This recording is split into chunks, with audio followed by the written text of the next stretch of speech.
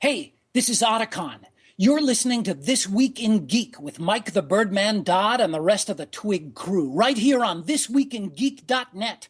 Are you listening? Snake? Snake? Snake!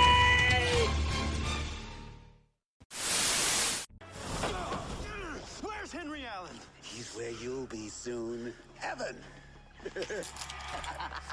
Are you familiar with the movie Speed? Keanu Reeves, Sandra Bullock? See, you're the bus and that's the bomb. A kinetic bomb, actually, and if you go below 600 miles per hour, it'll explode. Same thing happens if you try to remove it. Ooh, it's active. Run, run, run, run, run! This is the scientific journal of Dr. Miles Hawkins to be made public in the event of my death. I know when the truth is known, people will wonder why I felt it necessary to create the mantis. In reality, I never did. The mantis demanded his own creation, and I could not refuse him.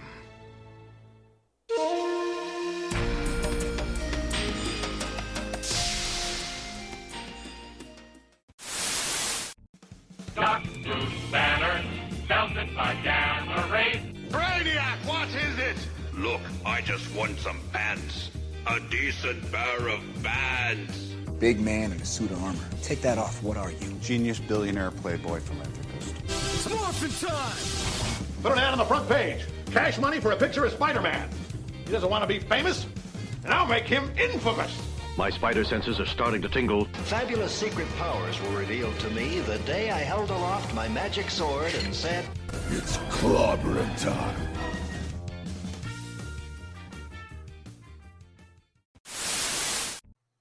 Hello, everybody. We are back with another Sunday Funnies. Birdman is still away. He's still recovering. He's sounding better. Maybe next month, maybe a month after that, he'll be back on the regular show with us and everything. But we have another episode with me and JT. How does it do, folks? Greetings and salutations. Yes. It's going to be a bit of a different show this week. We thought, hey, why not do something that's comic related, but something that's up our alley, specifically that's a you and me sort of thing. Yeah. And what could be more you and me than obscure, low budget TV shows from the pre-2000s era? Oh yeah, like the golden age of quote unquote genre TV from like the 90s into the very early aughts. Yeah. You know, the days, the twilight years of Glenn A. Larson, who actually is behind one of the shows we'll be talking about today. And I should mention, I mean, Alex probably knows this already, but I'll let you folks know. This is really, the idea for this was really inspired by an offline conversation we had, I think like a couple of months ago on the Facebook with Liam and Ken. Like a couple of guys are going to be taking part in the TWIG Stargate roleplay series that we're going to be doing sometime in the near future. I'm still not entirely certain when we're going to kick that off. It's dependent on two things: Birdman being well and the final book and everything being published, because COVID sent everything back a bit. Yeah, but we have the background. Everything in the background is done. Like heck, I don't even think we can announce that we have a theme song for it and everything that we've paid for. We're ready to roll when it's time. Yeah. So I mean, we're sitting there, messaging back in that chat on Facebook Messenger, and there was this one we spent, I think it was like 2 hours, like, hey, do you remember this TV show, like Point Man? And Alex posting like the intro clips to like all those great, like I said, genre syndicated sort of shows that were just not mindless. I mean, they're mindless entertainment, but they weren't like dumb mindless. There wasn't intelligence behind them. In the mid to late 70s, bit of a history lesson, when cable networks started really popping up and you started getting national cable channels that, prior to that, any cable channels were for like a specific region, like New York and the tri-state area would have a cable network. And it wasn't until TBS came and they said, hey, initially they had basically the Southeast, almost every state. And then they went, hey, let's go national. And when they ended up getting repeaters and the advent of having satellites to repeat in same time zones, yada, yada, yada, you ended up with the USA network and you had TBS. And then from there, it started spreading out. You started getting more cable companies. When that happened, they were filling up their programming with pretty much garbage. They would get a show delicious made. Garbage. They would pick up shows, and we could probably talk about that at one point in another podcast, not this particular podcast, but like Loose Cannon or something, about that there were shows that were made for cable that all they were back in the day in the 50s and 60s and even the early 70s. Sometimes a studio, when they made a movie, would purposely want the rights to the TV show so that nobody else could make that show. And they would even produce sometimes a multi-season, like even like 100 episodes of the show. And get that syndication money. No, it was never even intended to be shown. They would make them with, like, they would even have like a fake audience or have an audience there for sitcoms. They would make sitcoms that were never to be shown, but were just there to keep a copyright, similar to like Roger Corman making the Fantastic Four movie and stuff. And there's actually one based on Blazing Saddles, and there's like 100 episodes, and it only leaked recently that they even existed. People were paid full, like I think it was Lou Gossett Jr. played the main role in that, and they were paid a full salary that they would normally get paid to be on regular TV, but part of their contract stated they were never allowed to talk about even being on the show. Wow. They produced a show that was, and the intent was maybe show it to a foreign audience, but then they're like, no, we're going to make these shows so cheap and so bad, the scripts are terrible, they just exist for the sake of fulfilling a legal requirement, so that if somebody comes to you and says, we want to make this thing, or you didn't actually make the show that was legally contracted, they can say, yes, we did, here it is. And it's just good enough and just competent. Like, the production will be competent, but the acting and the scripting will be terrible on purpose to save money, but it's enough that they can go to court and say, yes, we made it. Well, that's what cable started filling up with in the 70s and up to the early 80s. It was a lot of programs that were dirt cheap and garbage, but we're talking about the highlighted era where it's like when syndication became big to make shows that went on cable networks. Like, we're talking like early 80s, right around the time Twilight Zone and Alfred Hitchcock Presents came out, to around 2001, which is the heyday of cable TV shows and syndication. That's where we got all these cool gems that they were popping up everywhere, but not everybody saw them, and a lot of people forget they even existed. That's what we're here to talk about, is that golden era of the TV cable expansion. Because some of these shows, and I compiled a list of about 9 shows, they're specifically superhero or very comic booky type shows, guys.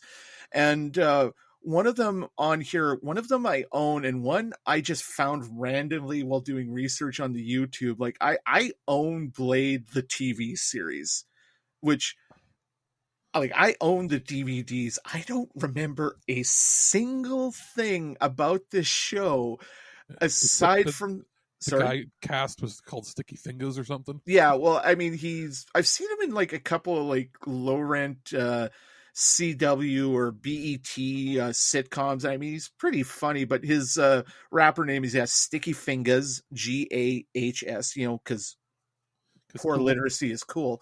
And the only thing I remember from that show is the actor who played like the main villain was like a henchman in the movie Push with Jaimin Hansu and Chris Evans, like where everyone has psychic superpowers. And the main female lead played one of the villains on MTV's Teen Wolf. Like, I remember their other work, and I don't remember anything about Blade the show. And I mean, there's that. There was, Alex had said this before we got on mic here, there was a 1990s Swamp Thing syndicated show. I saw it primarily on the USA Network. I saw that. I was a kid, so I don't know where we had cable. I'm assuming it was like Space or A&E or somebody got it and they put it in one of those. It was a half-hour action show. Yeah. And I think they put it in one of those weird time slots at like 6 a.m. Yeah, I remember seeing it when my dad was in the Lions Club years ago, and a few times in the summer we would go to the International Lions Convention in like Minot, North Dakota. So while my mom and my dad have gone to these meetings, me and my brothers are watching like brand new American cable, not like the Farmer Vision we had growing up. And there's this, I remember seeing Return of Swamp Thing, like the movie, and then years later, like after having been exposed to the Swamp Thing series, which has this one gnarly scene, I think in like the first episode, where Swamp Thing turns a guy into a tree. Like he lays on those hands and the guy just starts sprouting roots. I mean, this show is considerably dark for coming out in the very early 90s. Like one of the plot hooks in that show in the first season was this kid who's like this, gee willikers, Mr. Swamp Thing, like that kind of kid. He gets kidnapped and sold into slavery by Anton Arcane, the villain, and they resolve it like in the third season with an offhanded comment. Oh yeah, his mom found him in the Middle East and he's staying with an aunt and uncle and getting therapy. Like that. But for the longest time, it's just like this kid is out there when presumably he was sold into the child sex trade. Like who knows? Like some really dark shit.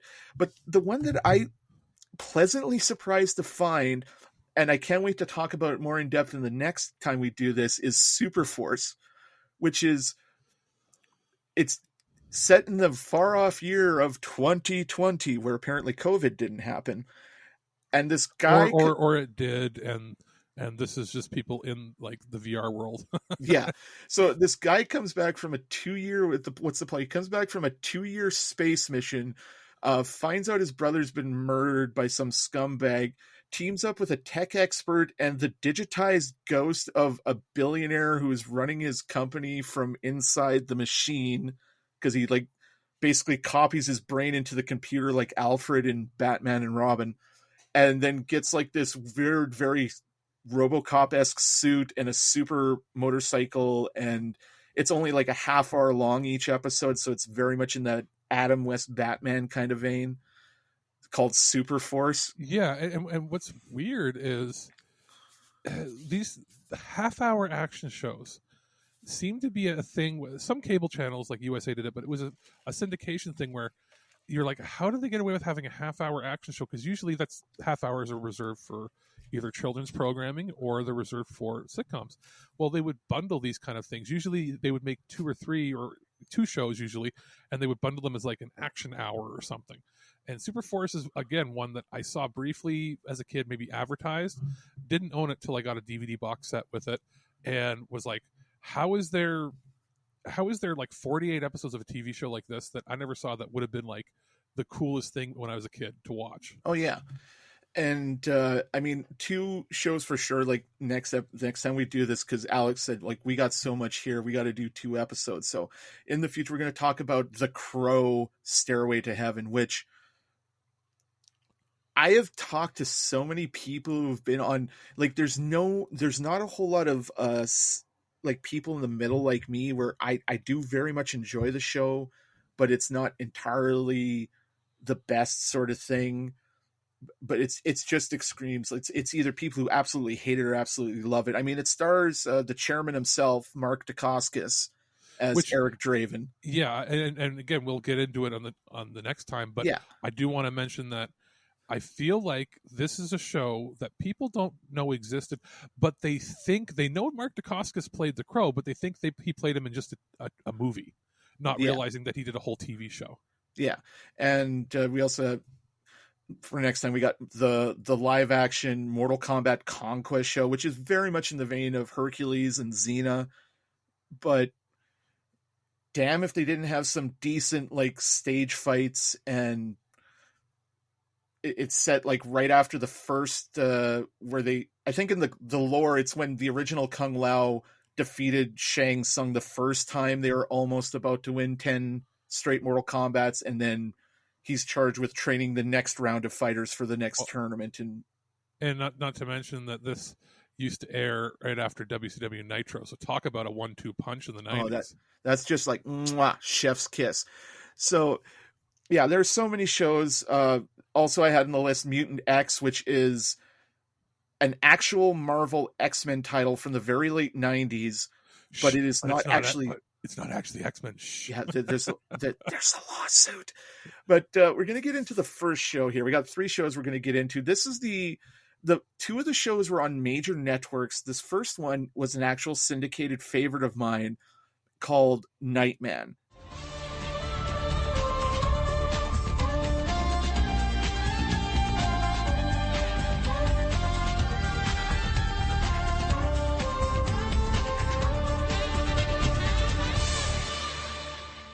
Now, are you familiar with the comic book that this show is based on, Alex? I am not. I'll tell you my background with this is I remember seeing ads for it. I thought it was a wholly created property to be like a spoof or anything, and so I was very blind to it. But I do remember seeing that in Canada. Like, I know it says here it was on what channel was it? Was it syndication or was it? I think it was. Yeah, it was syndication. I think in Canada, at least in my area in Ontario, it aired on what's now called Peachtree TV, but used to be the Canadian version of TBS. I remember watching it on Showcase. So I do think it was one of those things where your whatever cable channel in whatever region you're in, whatever time zone, might have had a different one. So Showcase makes sense. They were like a syndication house for the longest time. It might have even aired on A&E here at one point. Because it was one of those shows that I think when they sold rights to a certain other show, they would package this with it to sweeten the deal. So they'd have programming, because remember in the 90s is when all these channels stopped turning off at 1 a.m.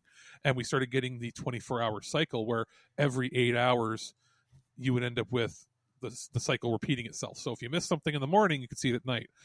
Prior to that, you generally had a 2-cycle process, and then unless you had like a late night talk show, just after midnight, your channel would go dark until 5 a.m. Yeah. Or you get like the, I forget what they specifically... Test patterns. Yeah, with the colors and... Yeah, and then the Canadian sign-off, was it CBC? They played like a little jingle song, and then it would turn off. Yeah.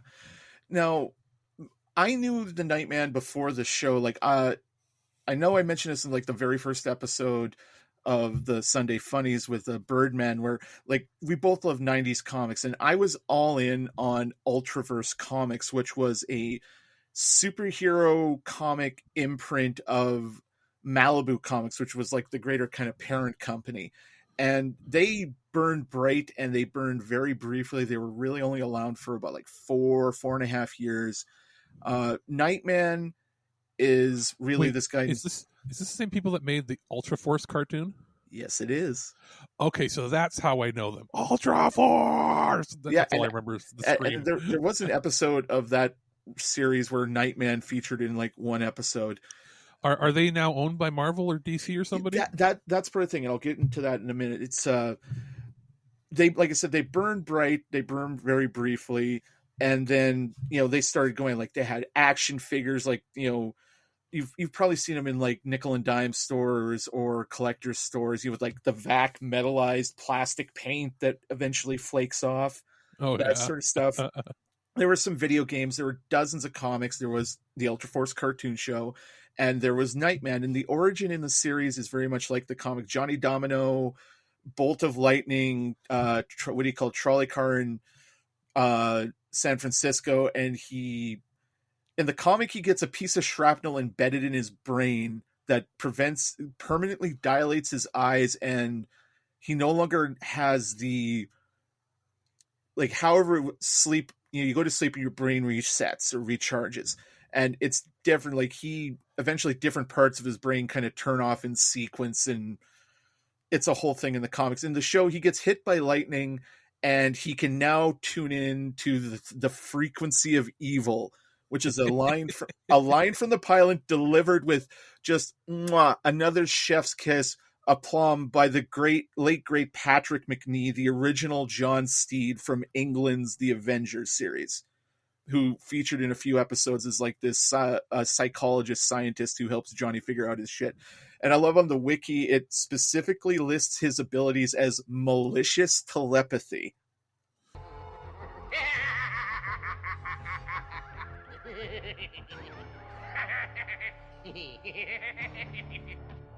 He literally can only hear evil thoughts, which is brilliant. Yeah.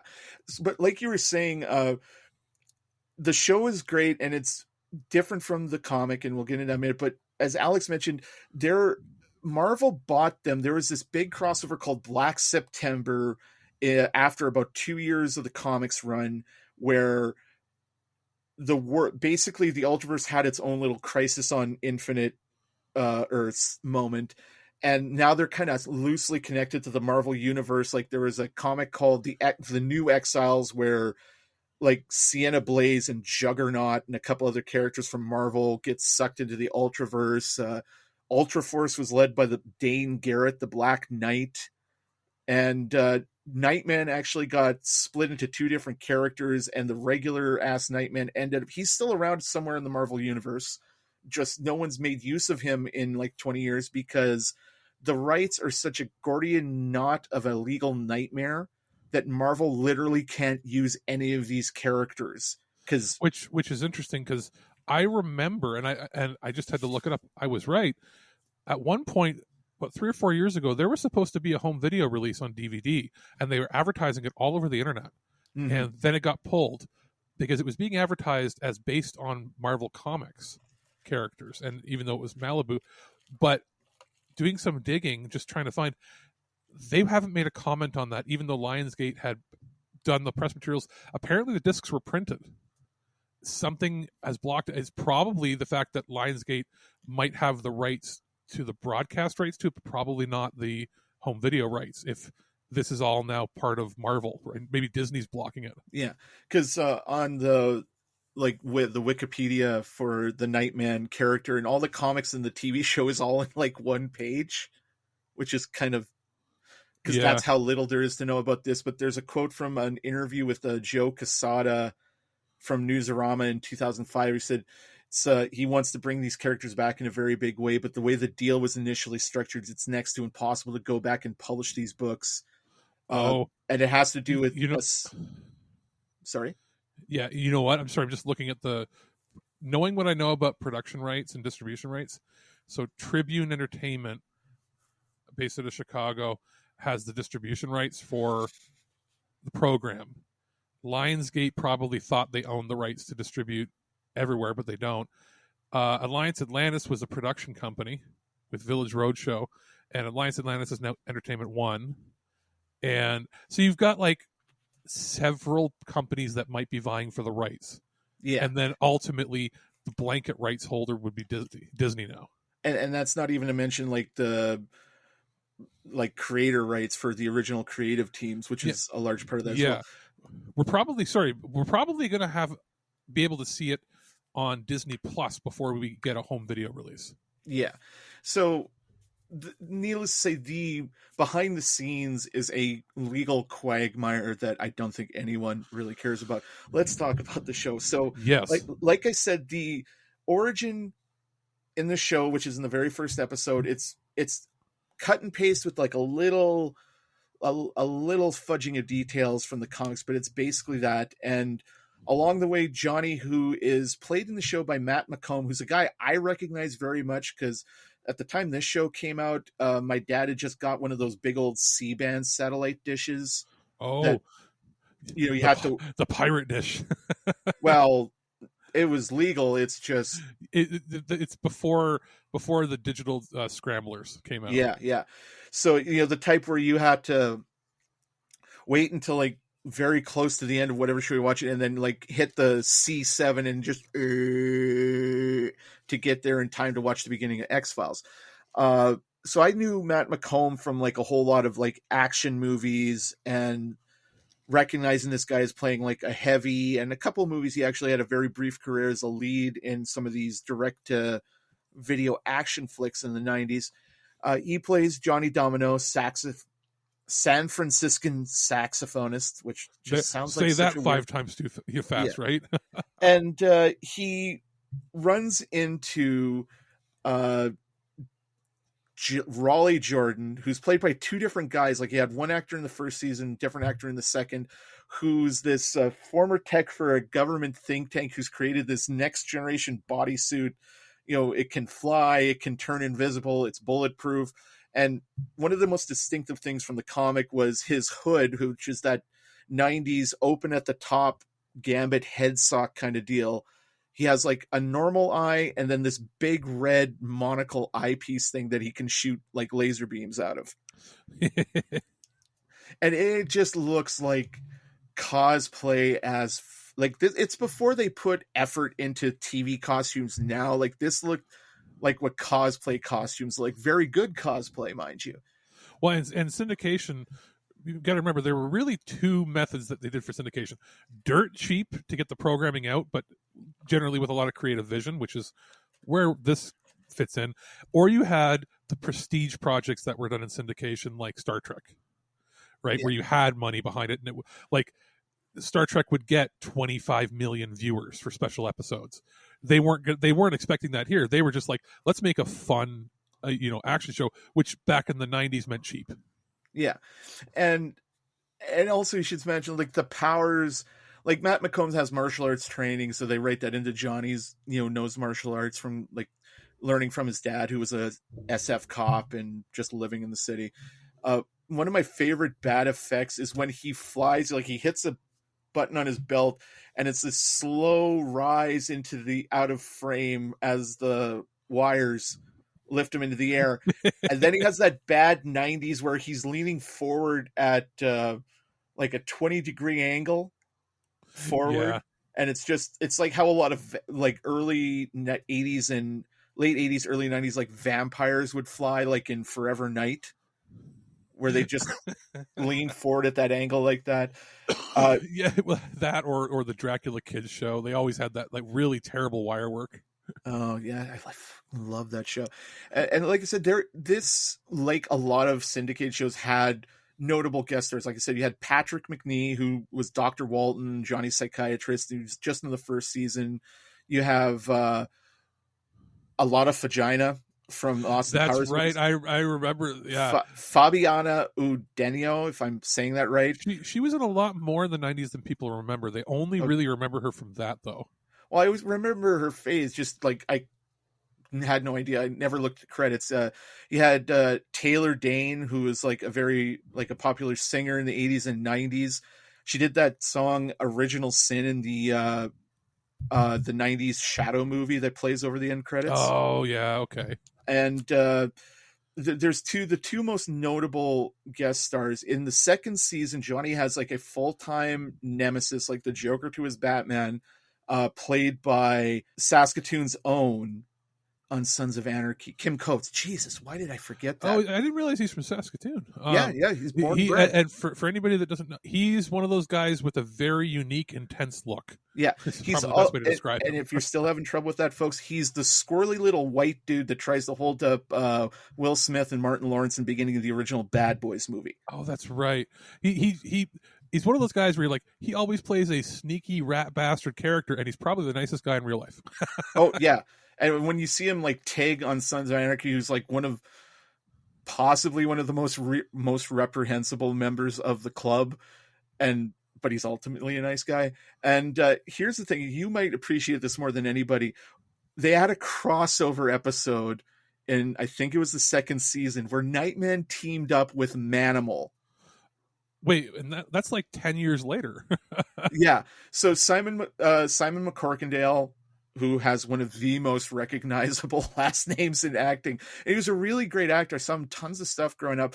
Manimal was a show in the 80s, folks, where Dr. Jonathan Chase was taught by the mystics of Africa how to turn himself into animals. And it's not like he turned into like a werewolf or something. No, he would literally turn from a man in a sweet tuxedo into this wolf, and he would fight evil like that. Was it a wolf, like a panther, a bird? They did it like 4 animals, even though he could do more, simply because they ran out of budget. Yeah. And it's literally like you got some like makeup around the eyes, maybe like a little pulsing underneath the fake flesh to he's changing. And then it would be like a really crappy fade, like dissolve, cutaway stuff like that, which I think was probably brought back into the popular lexicon when I think Family Guy did a bunch of spoofs of it. Yeah. And that's like, again, of all the shows, this is when I really, just for the sheer spectacle of it, folks, you have to check this out. It has one of those things. It's, again, something we talked about with when we were having that conversation, Alex, about intro songs and intro music. It has that late 80s, 90s sax solo, like the sexy sax over the theme song. Think, what if Batman was playing the saxophone? Exactly. That's really the look they go for. and they didn't do it in the show. Like in the comic, Johnny, in addition to being this vigilante, has a pirate radio station where he'll broadcast at odd hours of the night and sometimes like lay down a sick track or two with his saxophone kind of deal because he can't sleep. And that was the first season intro is the best. The second one, they turn it into like this more up tempo with the sax, but they try to make it like more comic booky. Like it's like the cutscenes in Ang Lee's Hulk, like the comic panels and all that. Oh yeah. Yeah. Now, again, I haven't seen this in so long, and I found like the first 2 episodes on YouTube to watch. Folks, like Alex said, it's not available anywhere. It looks like season 1 you can watch on Amazon Prime, or you can purchase the rights to watch it, but only in the States. Yeah. Unless you got a VPN that lets you spoof an IP address. Yeah, like yeah. And but again, I don't think the whole show is available. Yeah. But YouTube, I mean, there's a reason. If they're not being pulled down off YouTube, it means that nobody really knows what the rights are. Or cares. No, like I said, I'm going to totally recommend this show, Alex. How likely are you going to recommend this? I'm going to recommend it because for me, it was a slice of 90s life. Like, it was one of those shows where I don't remember like actively going, I have to watch every week. It was one of those shows where like 90s, what was it, 90, 97 and 99, something like that. Yeah. It would have been the show where like, I'm like, at that point, I'm 10 to 12 years old. I would, if it was on, I'd watch it, but I wouldn't just get it. And it was one of those things where you flip channels and you're like, what's on? Oh, Nightman's on, this is on, this is on. And then you'd go, oh, Star Trek's on. So you'd flip it to that. But it's one of those shows where I feel like I missed out because now it's impossible to find when I want to go watch it. Yeah. No. But it was enough that it's seared into my memory that it existed, where there's a lot of these shows where you flip channels and you never think about them twice. Every once in a while, I'd be like, I wonder what Nightman was like. Yeah. Now, before we move on to the next show, there's 2 things I got to mention. One, it's kind of sad, but the show had 2 full seasons of 44 episodes total. And by that number, it outlasted both volumes of the Nightman comic by about 16 issues.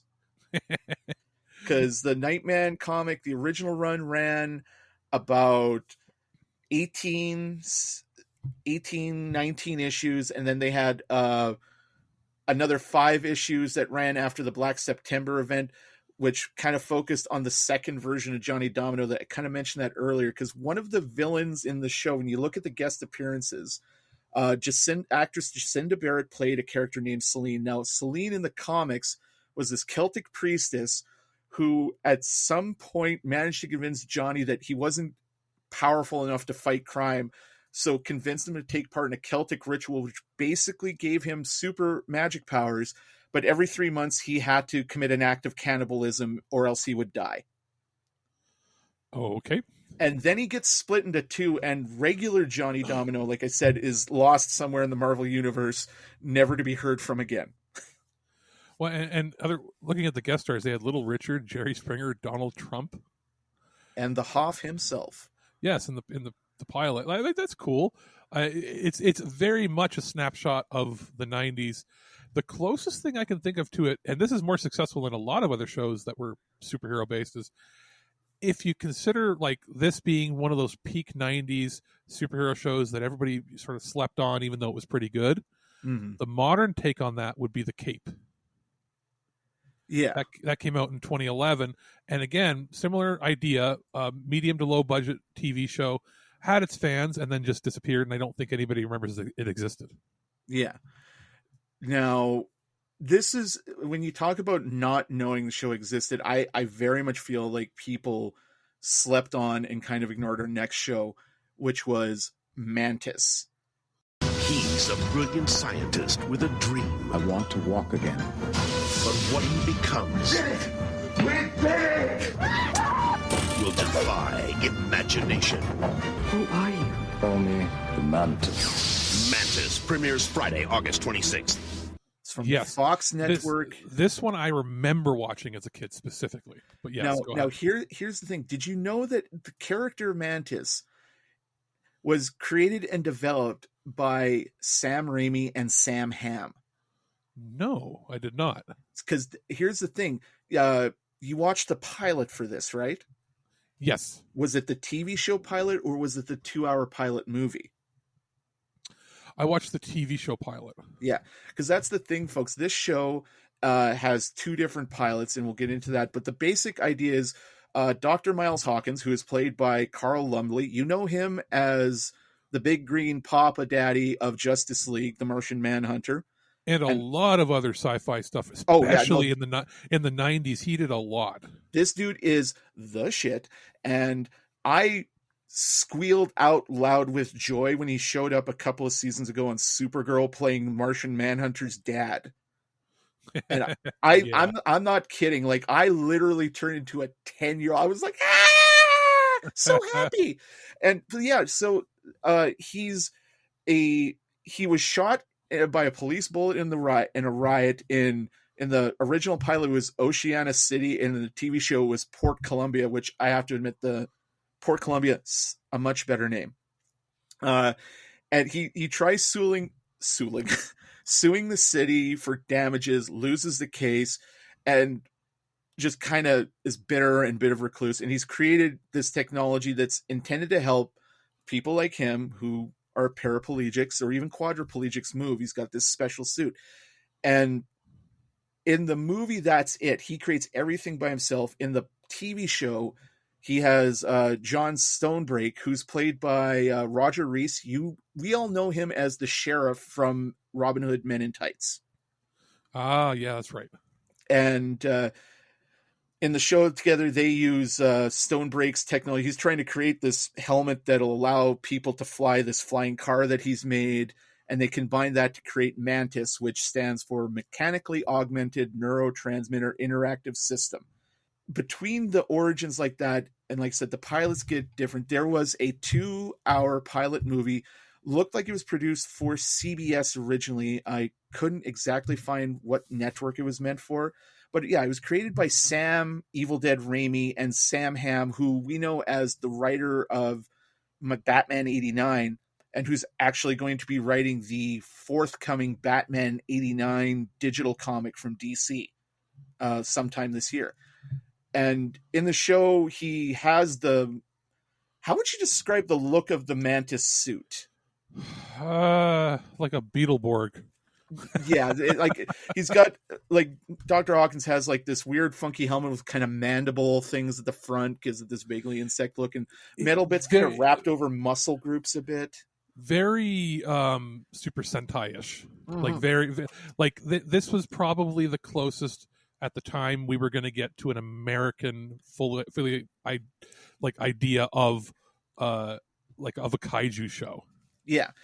And in the original pilot movie, which deals like very much inspired, because it only came out in like 94, and that's only, a couple of years removed from, Rodney King and Reginald Denny, the riots in Los Angeles in the early 90s like that. And in the original pilot movie, he's got like this sweet suit with like underneath like a not a duster, but like a trench coat, and he has like green lights in the headpiece that he can use to hypnotize people, and the flying car, which is called the Chrysalis, which can transform into basically a pimp mobile, because I have not been able to find out. It's like a sweet like 70s style car. Okay. But other than that, it turns into like this weird flying rocket car thing. And he uses this technology that he's developed in his lab, the suit and these paralysis darts, which when you see them in the movie, and you can find it on YouTube easily enough, I highly recommend you check it out, Alex. In the movie, he hits somebody with these darts and they instantly freeze into like whatever position they were in. If they're running, and all of a sudden it's like, balancing an action figure on one foot. In the show, it takes like a few seconds. He fights crime in Port Columbia. He has his Roger Rees, like I said, Stonebrake helped him. You've got this kid. Actor's name is Christopher Garton. Taylor Savage is his character name in the show. You know him as Grady from Tremors 2 Aftershocks. Which, highly underrated movie, by the way. Oh, God, yes. And he's on the street because he's a bike messenger. they fight crime in Port Columbia. Now, do you remember any of the villains from this show? No. Okay. Here's the thing. They actually had again, they have like a smattering of super villain characters that show up, and they don't get names, and I don't think you're a real super villain unless you have, like Captain Traction or some weird name or costume like that. But one of the villains was, there's this super speedster robbing people. He's played by Curtis Armstrong, like Booger from Revenge of the Nerds, who's become like a big voice actor. Like, people don't really even realize that his career went from cheesy like comedy movies to being a voice actor. Yeah. Also, was it Metatron on the last few seasons of Supernatural before that show went off into the sunset? And I don't mean that in a negative way, folks. I love Supernatural. They had like a alien, like eventually halfway through the show, they kind of had producers made them change up the stories. And so you get a lot more of like really bad, like time travel, alternate reality, the aliens from an alternate dimension. But they actually have a recurring villain in Solomon Box, who's a former partner, now rival of Dr. Hawkins, actually played by two heavyweight genre actors that we all know and love. The first time we see him for the first couple of appearances, he's played by the actor Brian James. You know him as the general bad henchman or cop in everything. Yeah. So folks, you would know him as the colonel, whatever, that gets Bruce Willis back into the game in The Fifth Element. And I love him in that. But my favorite character he ever played was the main henchman in Tango and Cash that Kurt Russell and Stallone shove a live grenade down his pants before he gets blown up real good. Yes. And he is like back in the late 80s, early 90s, like this dude was huge. He was massive. He was vital. Like he was the brick shit house. And I couldn't find out why he left the show or why the character was recast. However, as much as I love Brian James, the second actor to play Mr. Box was plain simple Garrick, Andrew goddamn Robinson. And this guy chewed almost as much scenery as anyone else did in this show.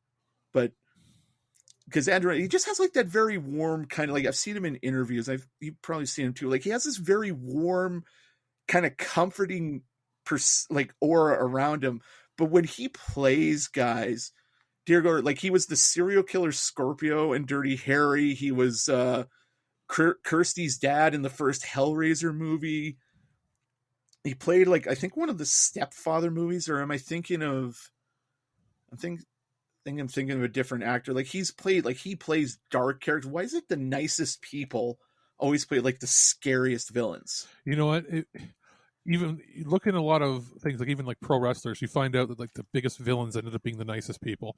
And yeah, it's the nice good guys that end up being dicks in real life. Yeah, and I mean Dr. Box, Mr. Box, he's a scientist, evil. He's very much in that Lex Luthor mold. But when Andrew Robinson plays the character, it's just it's third chef's kiss of the episode, folks. We're going for the record here.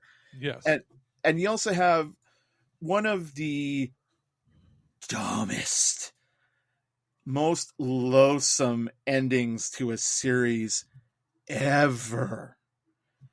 Do you know how they ended Mantis? No, I do not. I don't think I ever actually watched the end. Okay.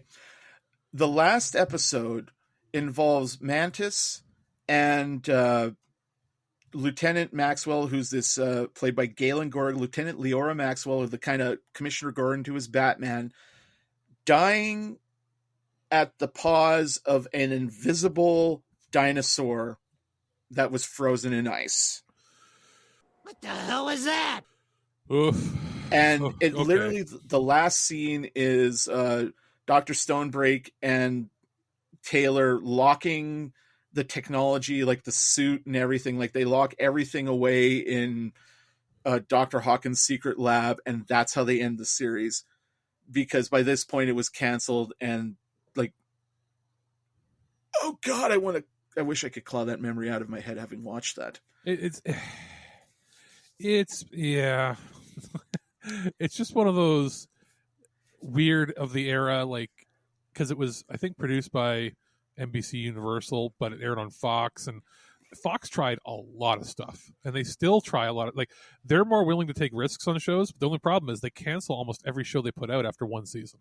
Yeah, if it doesn't hit like Boku bucks like that. But and don't get me wrong, folks, I'm not shit talking this show. I do love Mantis. Like, even some of the dumber episodes, like where the spirit of one of Dr. Stonebreak's ancestors is this evil druid who comes back to life and tries to take over the world. Of course, because that's what you do. But they, overall, the action, like, they did, like, the stunt work, like, really good wire work when you see Mantis do his super jump. You know, you've always got, like, the little dart, like the freezer darts. And the quirky little, like, they kind of speed it up, so you see him skittering through the scene in the back to outsmart the bad guys. It looks like he's moving it like this cockroach on crack, basically. Yeah. Just skittering all over the place. But it hurts so much to talk about this show because, like, there is so much potential here. Very much like the Cape that you mentioned earlier. Yeah. Like, you have this show, again, this is something that could come back as a comic book. Like, I'm literally... You know what? Hell, depending on... Well, it's Universal. I don't see Peacock. But I could see out of all the district... Like, because even though Fox aired it, and that would be Disney, and then you got NBC was the producer, I could see the CW doing, if not a movie, I could see them doing an homage, doing a single episode where he wears the costume. Yeah. Even though, it's not related to anything else they've done. You've seen the previews for this season of Legends of Tomorrow, right? Where they just have wacky, crazy, out there stuff. They could do a one-off scene where he's wearing the costume for no reason, and it's like Halloween.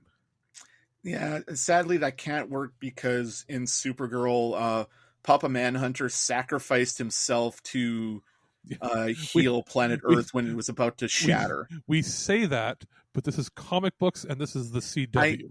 I know, but this is all... CW also killed the Vengeance of God in the Crisis on Infinite Earths crossover. Like, literally, they kill Oliver goddamn Queen becomes the freaking Spectre and he dies?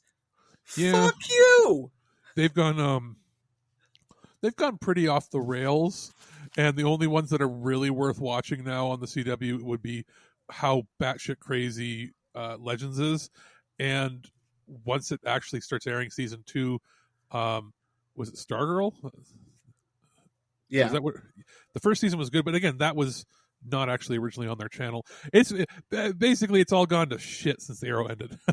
Yeah, but no, like the whole setup, like Carl Lumley, scientist, he gets shot, he's in the wheelchair, he creates this technology. Like, it's something that and again, we're two white guys talking about a superhero who's like a black superhero. Which, and in a sense, is that almost good that we didn't even think about race watching it?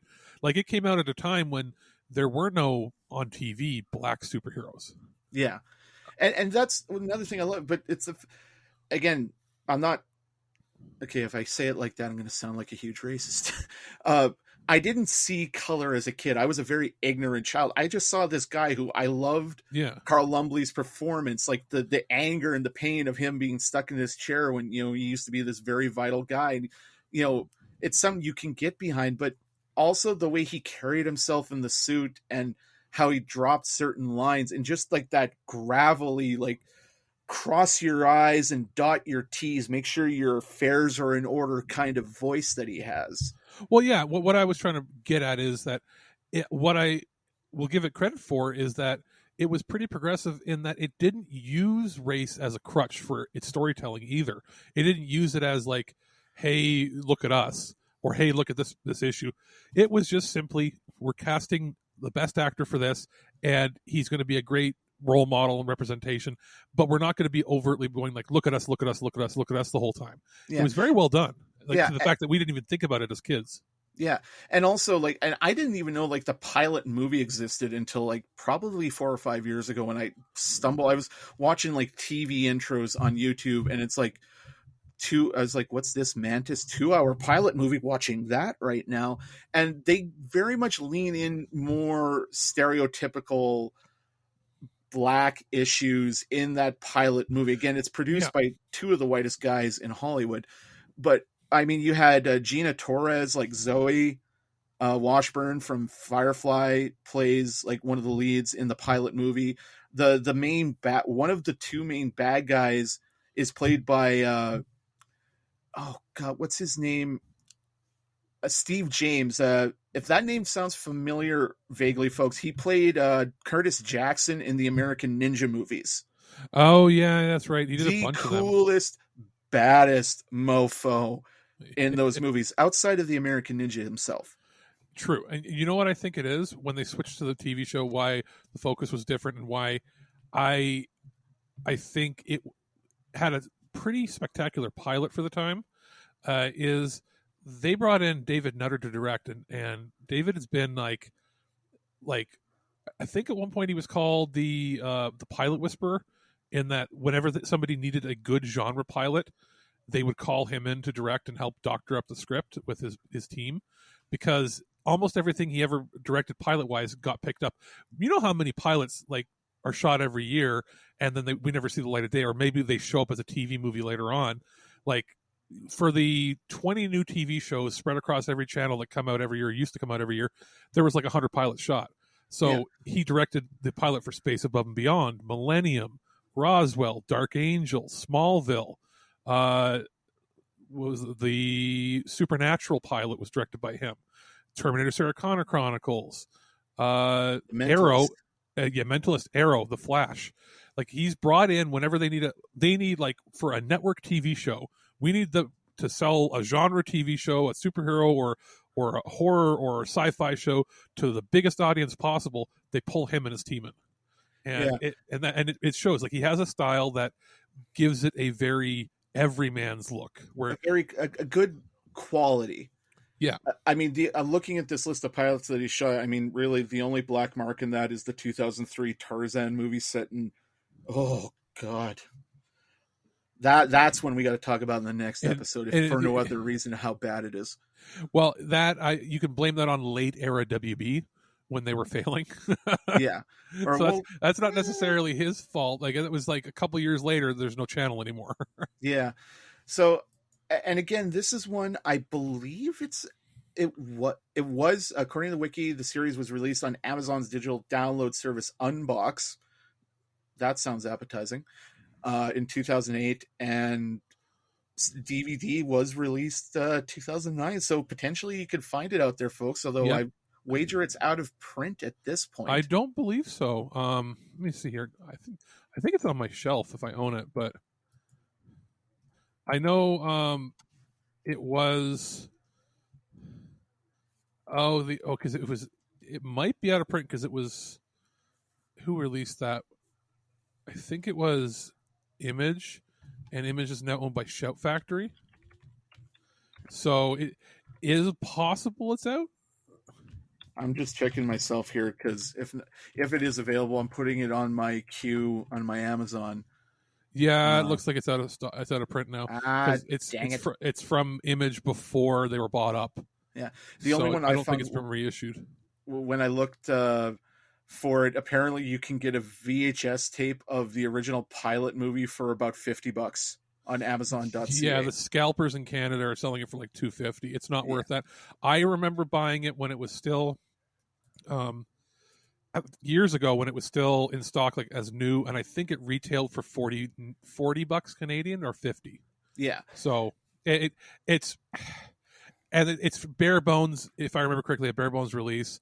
And it was 480i. It wasn't like they remastered much with it. The only thing better was that you wouldn't have any artifacts or anything from recording a copy yourself for DVRing it. So if you can find it, even if you can find it on YouTube to watch or something, you're not going to be losing out on too much quality. And if you find it in a bargain bin, or if you find it at a local store, if it's less than $30, it's worth picking up. Yeah, and like I said, this one.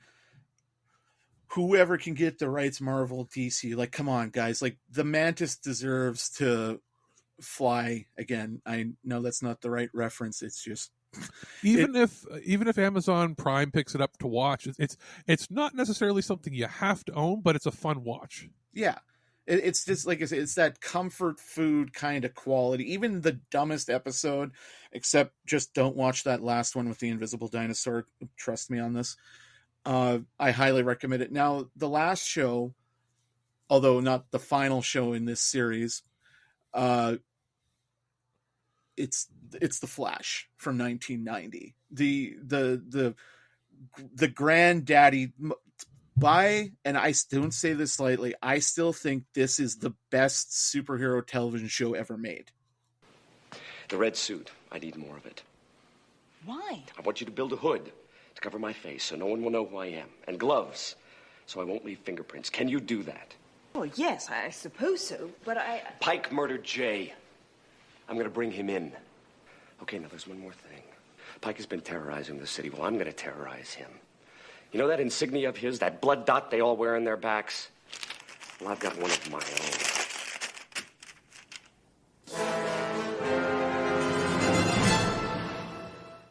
own. I will die on that hill. I will argue seasons 1 to 4 of the modern Flash. I can agree to that. I would say like they are very much similar on par with the quality of each other. Yeah. And so those that don't know the origin of the Flash by this point, police signed. I love the fact up until after CSI the show came out, before that, Barry Allen was always a police scientist in the forensic department. And everything since, he's a CSI. which I love isn't even a real term. Yeah, but TV.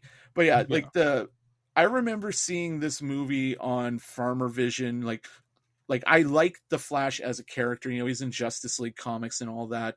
But this was right when I was coming into my love of the character, like reading, the early, just before Mark Waid took over the title in the mid 90s and, created the Speed Force and really reinvented Wally West and made him a character, or like the character of the comic, versus guys just kind of writing it because DC wanted to have a Flash comic out because he's one of the big superheroes.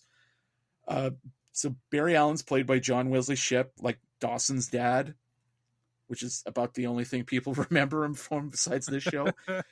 He gets struck by lightning.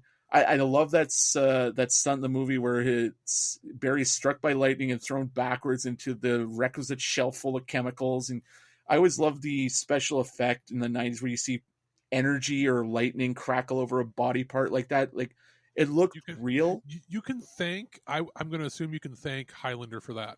Yeah.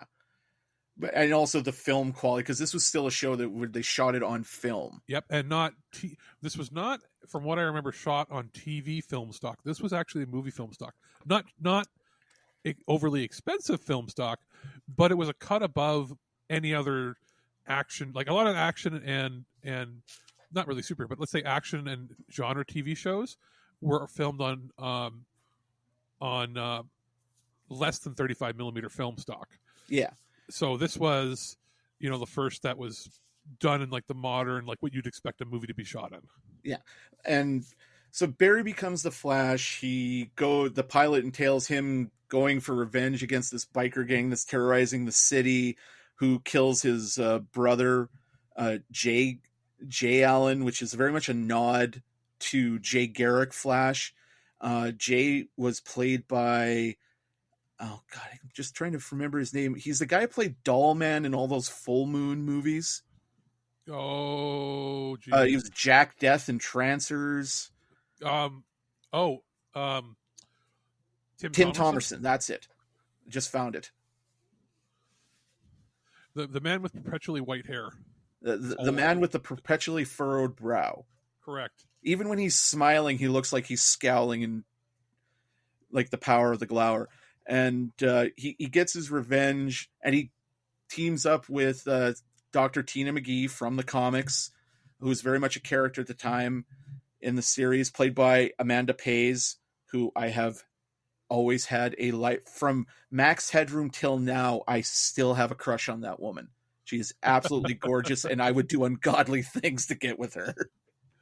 Oh, geez. I'm just saying.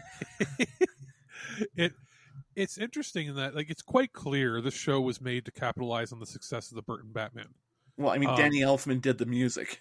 Yeah, and they're probably thinking, you know, without knowing, they're like going through the repertoire. What can we do on a TV budget? And they're like, well, Batman, what's the point of that? We had the 60s Batman. We have the movies happening. We don't want to take anything away from that. And then they're looking at their other stuff, and it's like, well, Wonder Woman was in the 70s. Are people ready to watch that again? Or, you know, will people actually tune in?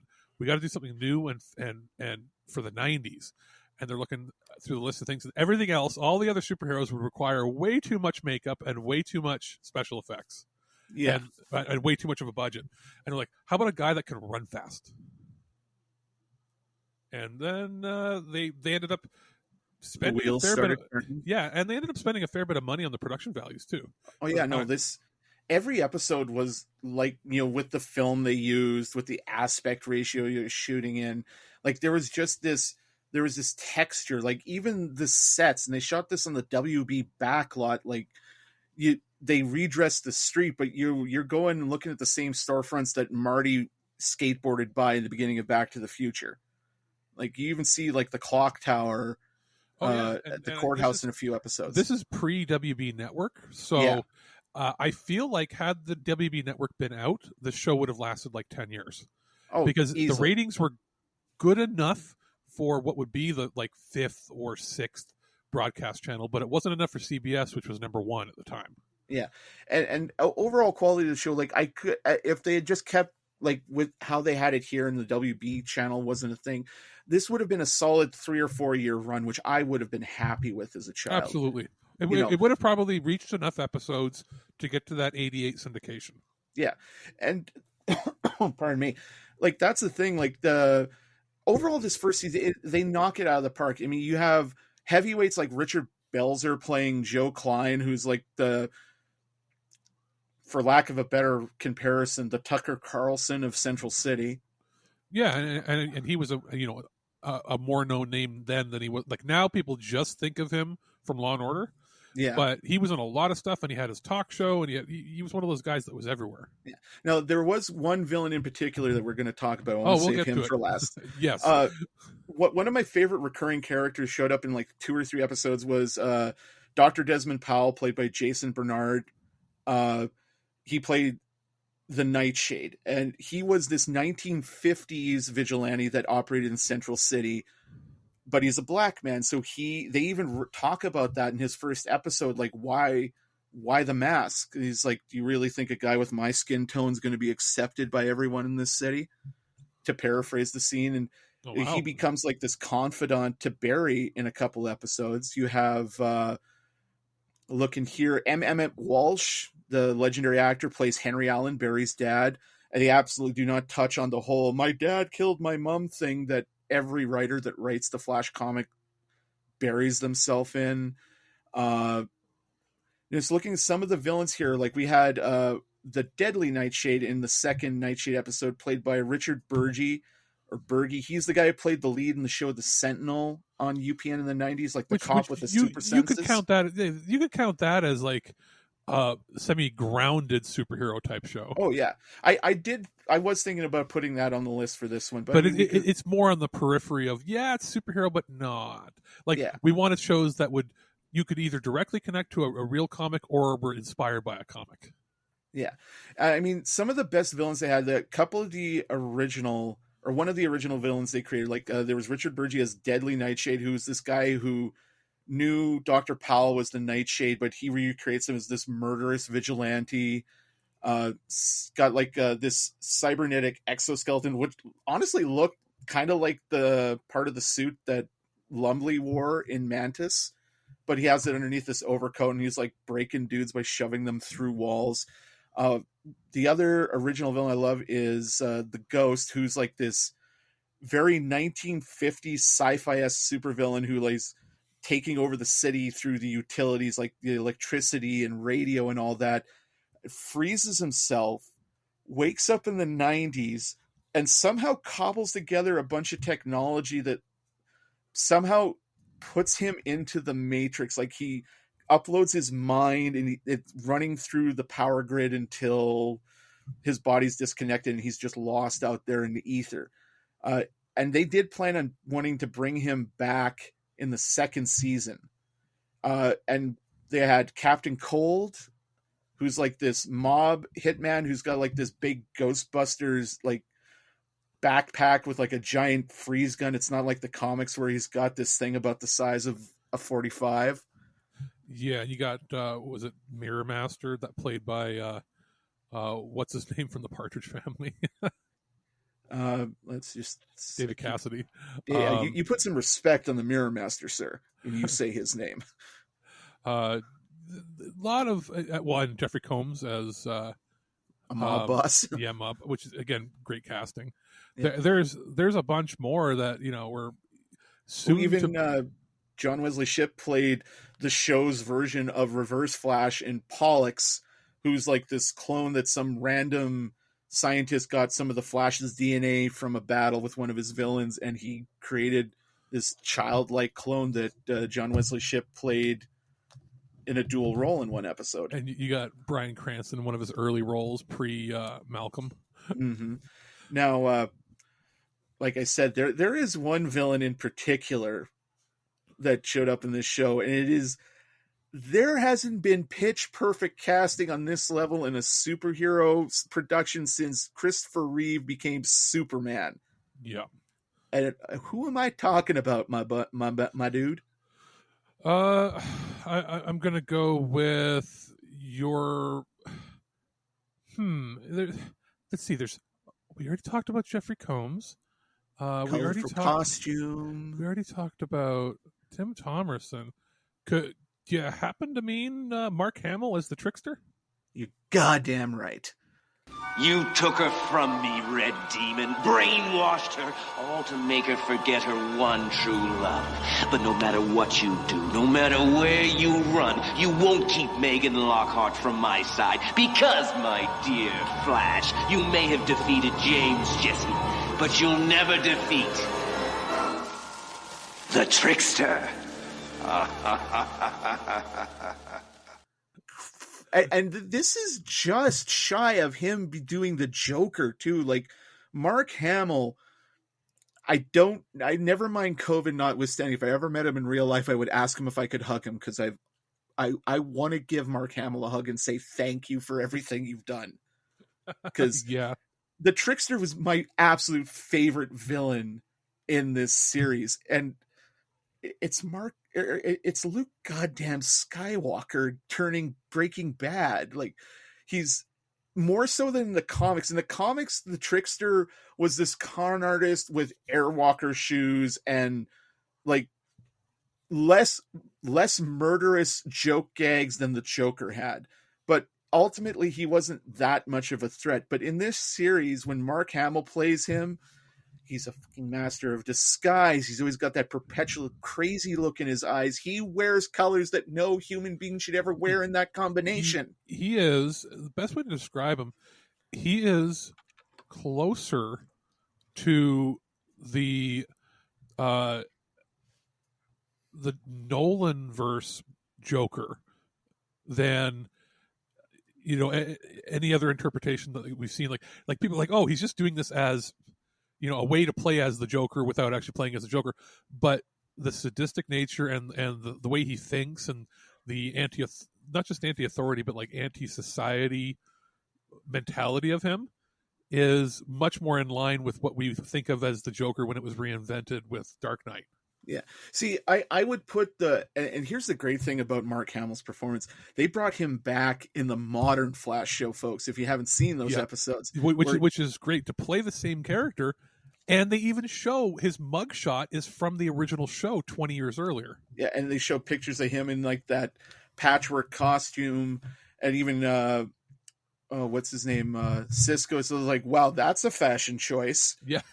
So I mean, talk about real tongue in cheek that they're trying. Like, obviously, it wasn't the same world, but also you end up having this version of the Flash, not only playing Barry Allen's father in the remake show, but playing the Flash himself when they're talking about other universes. Yeah, he ends up playing Jay Garrick of Earth 2, who they have confirmed that John Wesley Shipp will be back to play the Jay Garrick of Earth 2 in Stargirl when the second season starts this summer.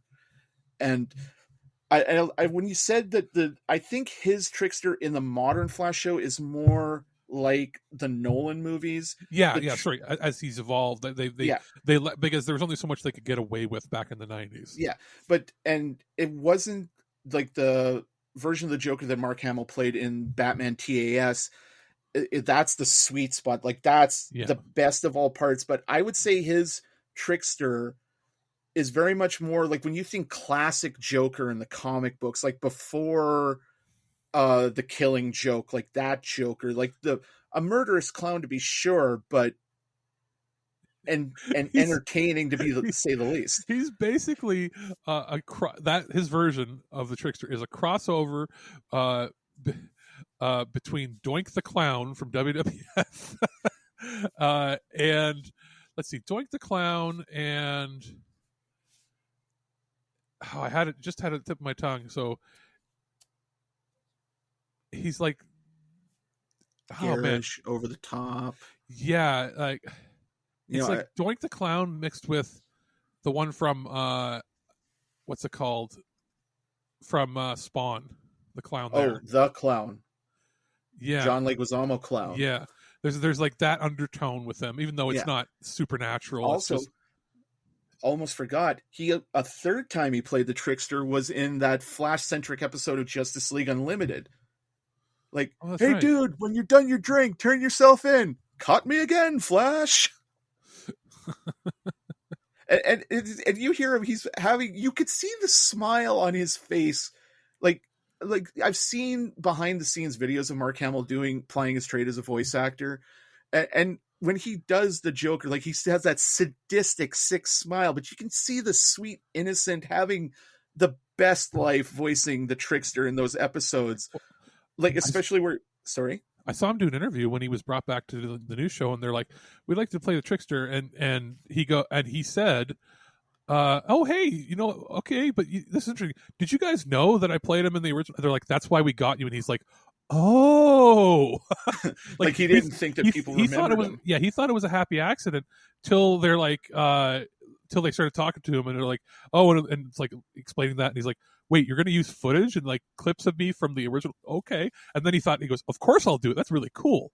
Because he literally thought that they had no idea, but they knew that they liked his voice, and he thought, "Oh, you want me here because I did the Joker?" It's like, "No, but by the way, I actually did." They're like, "Yes, we know."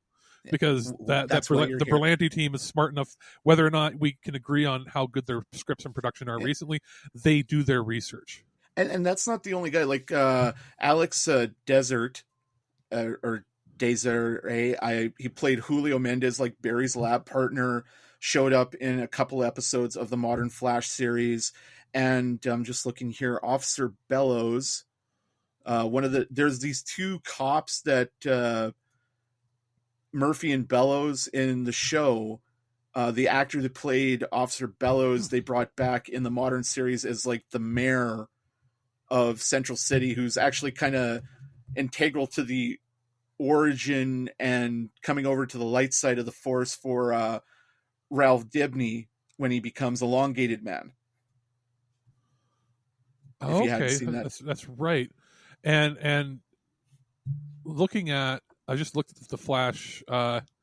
He's playing the same character, that Julio Mendez character, but it's not the same character, exactly. But plays the captain. Yeah. So that's interesting. Again, little nods here and there. I don't think any other. Oh, and they brought Amanda Pays back as Tina McGee in the Flash series. Okay, so yeah, I don't know if any series out there or any universe or TV show does as many nods to previous works. Like, and they pull from not just the comics; they'll pull from other adaptations and throw it in. I don't think anybody, like, people can argue the Marvel movies are great because of all the things they do, but I think you get more out of the stuff that the CW puts out, whether or not you think the quality is there. The fact that they will they will pull deep cuts for people just because they almost use that as the marketing for the show. Yeah. Two series that, when you mention that, two series that I found particularly gratifying for Easter eggs and such, like you're saying, is Transformers Prime, which they have character names and concepts that are they cherry pick from across the Transformers mythos, and the 2012 CGI Ninja Turtle series from Nickelodeon. I heard about that. Yeah, it is nothing but a love letter to the history of Heroes in the Half Shell.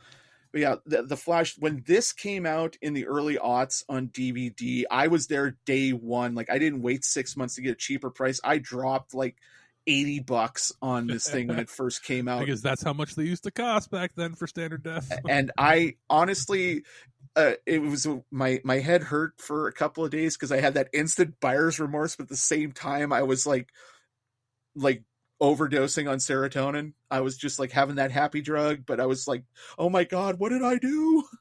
Well, kind of thing. And it's one of those shows where it's sitting at like the $25 price point, but every time there's a Warner sale, it doesn't have to be superhero related. Every single time there's a Warner sale, they release the set for $10. Yeah. And it's not available, as far as I can tell, streaming wise, at anything higher than 480p. It'll just be an up convert where they don't even use like AI. They just blow it up larger.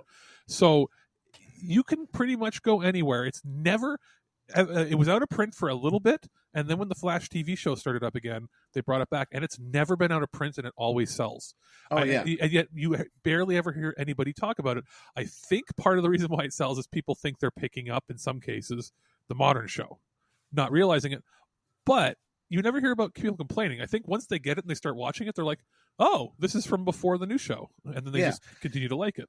Now, we talked about like the Trickster's costume. We didn't really mention the Flash suit in this series. Now, there's an interesting tidbit to it. Like, it's, made out of like foam latex. It was built by Stan Winston Studios. So these guys know the shit. Originally, they were going to plan to put like fake muscles in there to give the Flash like this more built look. But once he aced the audition, he got the lead in the series, John Wesley Shipp hit the gym like a demon. And you see it like where he gets in like that kind of that proto suit when he's first running around the track in the pilot movie. Like, that's literally just like a thin, almost spandex like suit. Like, this dude was built. Well, and I saw him do an interview where talking about this, and he briefly said, like, why'd you really want to get into shape? But because he didn't like when you saw Superman, you realized that why does Superman look out of shape? Yeah. Because that was my biggest complaint about the Superman movies, was that Superman didn't look like he was muscular. And I guess the argument can be made that he doesn't have to look muscular because he's just already innately strong. But it does, in your brain, you evoke a vision of somebody who's like not necessarily a bodybuilder, but has definition. Yeah. And the cool thing I found about that, because that kind of dovetails into a tidbit I heard about the Phantom with Billy Zane, which came out about 6 years later. They were going to do the same thing, fake muscles in the Phantom union suit for Billy Zane, and then Billy Zane hit the gym like a mofo, and they're like, why do we keep doing this? It's like, I'm not going to be shown up by them. I'm going to be making the biggest movie of all time. And then he still cries about it now. Yeah. And as we start to wrap it up here, like, one final thing to say about the Flash series, it actually generated its own comic book. It only came out as a one shot, where in the first story it was, I forget who did the art on it, but he was drawn to look, it was Barry Allen in this universe, but he's drawn to look like comic book Barry Allen, because John Wesley Shipp is a brunette. The first story was a blonde Barry Allen going out with Tina. And the second one, they create an in-universe version of Kid Flash, who's this thief who breaks into Star Labs and fumbles his way into superpowers because Tina's trying to recreate the accident that gave Barry his speed. And in that story, Barry and Tina were drawn to kind of vaguely look like they're actors in the show.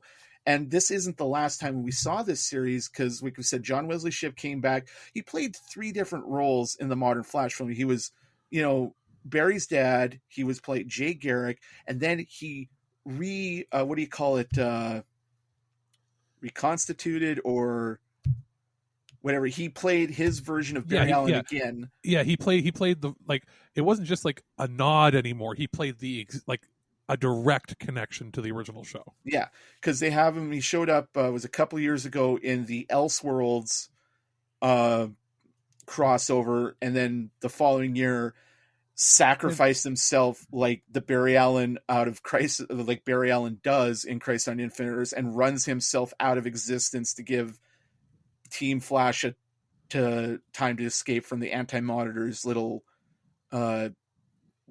where the, I forget what HQ or where the antimatter cannon is. Well, and he's done it, in other crossovers, appearing in other things too. I'll give him credit. The dude's in his 60s, and he looked like he was in great shape still when he's wearing. He didn't look like an old guy wearing the costume. Yeah, he still had that vitality to him, and he has that superhero jawline still. Yeah, and that's the thing about his performance is, like, I still, like, even in the years between the show was off the air and the DVD came out, it's not say I thought about it every day, but I never forgot about this show, and that's how much I love the Flash, as like he runs fast, but he also has to think fast, and what he can do with his powers. And they had that in this series, like the pilot episode where they play up the whole thing where his like in the modern series where he has to eat so much food to keep his energy up, because they don't have the speed force in the show. This is still kind of OG Barry Allen speed. Yeah, the old school idea of, you now have powers, let's not think too deeply about it. Yeah, and like they have that one where he eats looked like 9 or 10 pizzas to himself, and the waiter comes over, would you like another? And he's like, nah, I'm good. Well, and that's again speaking to the body image and everything that we were just talking about with the modern show. It would make sense that he's not this super toned guy. The idea is his metabolism works so fast that he has to keep eating or he'll lose muscle mass. Yeah, like so it's smart that they can have a thin actor playing, still in shape, but a thin guy. Like, it would be odd if you saw the Flash looking all crazy muscly like you see in the cartoons in real life, because you're like, the dude would have to be eating like an elephant a day. Yeah, because I mean, the first season they have Cisco make like the super dense protein bars for him, which is a reference to several mentions that in the comic, and which always made me think of The Simpsons when Homer puts everything in bar form. Yeah, and they even going into this current season of Flash, like I read an interview online with Grant Gustin, who I love, like his Barry Allen leans a little heavy on, it's all my fault a little too much. Yeah, but, lately especially. But he said he's bulking up to have a little more muscle mass and kind of give Barry more of a presence. And he said it's very much inspired by what John Wesley Shipp did, in the 90s. So yeah, it's like, because he probably sees him on set and he's like, damn, you're in better shape than I am, and you're 30 years older than me. Yeah. Now, like I said, folks, that we got these 3 great shows. I highly recommend Mantis. I cannot recommend The Flash enough, and I really recommend Nightman just for it's again. No, I am not saying that anyone that worked on the show was bad. It's just the sheer stupidity, because it's that. It's garbage TV, but you can enjoy the garbage. Mid-90s garbage TV is much more entertaining than modern garbage, because modern garbage TV is a lot of low-light, shaky Takes cam itself stuff. too seriously. Yeah. Whereas this was not emo. This was not like shaky cam action. This was straight-up 90s television cheese. I would say I would agree with everything you said, and say that if you're interested in any of these shows, pick up The Flash first, because it's sort of like the anchor for how good the rest are going to be. And like I said, you can go into a Walmart, or you can go into a used store and get it for like $10. Yeah. Now, I want to thank Alex again for teaming up with me a second time, possibly a third, because we are waiting for our beloved Birdman to heal up enough. But I also can't. I gotta be honest. I'm a little jealous that I would love to nap constantly. Well, you say that until you're so exhausted you can't even move your muscles, right? Yeah. Like, it's not the fun napping, it's the can't keep your eyes open because you feel like death napping. He's getting better. I have talked to him. depending on when this comes out, I think he'll have gone for his gallbladder surgery. But then he's looking at probably, in his case, 2 to 6 or 7 weeks to get back to normal. And it's a long road to recovery, but he has more energy, and I know he's starting to do reviews again. And once that's more frequent, we'll probably start seeing him being like, I want to record with you guys. And then we'll be like, yeah. And it'll all be happy. the next time we do, if we don't do this again next month, if I can't come up with anything better for a topic, well, we could do part 2, and we could cover some of it, and I'll pick 1 or 2 things for you that you might not have even thought about. Yeah, but that's that for this episode. Our first look at 90s superhero TV shows, folks. I'm JT from Saskatoon, along with Alex, the producer. We're saying good night, so long, and we'll see you in the funny pages. Bye-bye. At no point in your rambling, incoherent response were you even close to anything that could be considered a rational thought. Thanks for listening to this episode of This Week in Geek.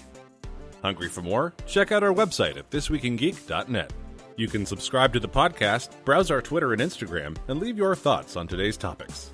If you'd like to give us some feedback, send us an email at feedback@thisweekingeek.net. Tune in next time, and remember, lower your shields and surrender your listenership. We would be honored if you would join us. Thank you for your cooperation. Good night. Dude, as soon as you finish your drink, turn yourself in. Got me again, Flash.